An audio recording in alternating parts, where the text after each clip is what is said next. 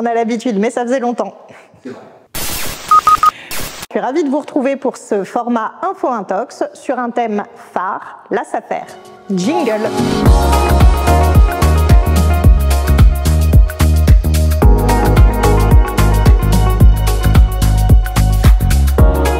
Alors, il y a de l'info et il y a de l'intox. Premier cas de figure, la SAFER décide de préempter au prix et conditions que vous lui avez notifiés.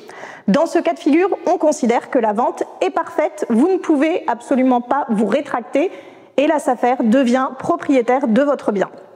Deuxième cas de figure, et là on est plus sur de l'intox, la SAFER vient renégocier le prix et les conditions de la vente que vous lui avez notifiées et elle vient vous dire en somme que c'est trop cher ou que les conditions sont exagérées. Elle vous fait alors une contre-proposition que vous pouvez refuser.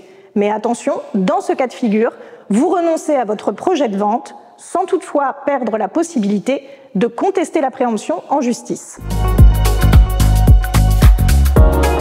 C'est une info très importante. Oui, il existe un moyen rapide de se faire payer parce que c'est parfois le risque, lorsque la SAFER préempte, que le bien se retrouve un petit peu mis au frigo et que le vendeur attende patiemment de percevoir son prix.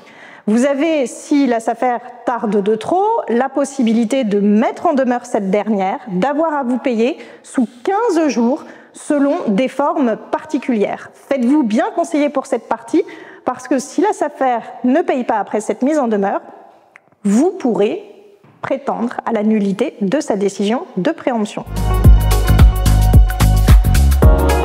Bien sûr, et ça c'est de l'info également, il est très important d'avoir conscience que malgré le but d'intérêt général poursuivi par la SAFER, but qui justifie le fait qu'elle ait la possibilité de préempter à l'occasion d'une vente dans certaines conditions, ce but d'intérêt général ne fait pas du tout obstacle à contester sa décision de préemption pour des moyens de forme ou de fond.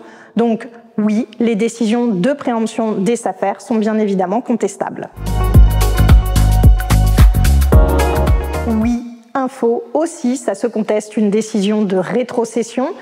Là, c'est plus difficile effectivement de trouver un moyen de contestation parce qu'on considère que la SAFER a la possibilité de choisir le rétrocessionnaire parmi tous les candidats qui se présentent à elle. Il y a des problèmes de motivation aussi de ces décisions de rétrocession.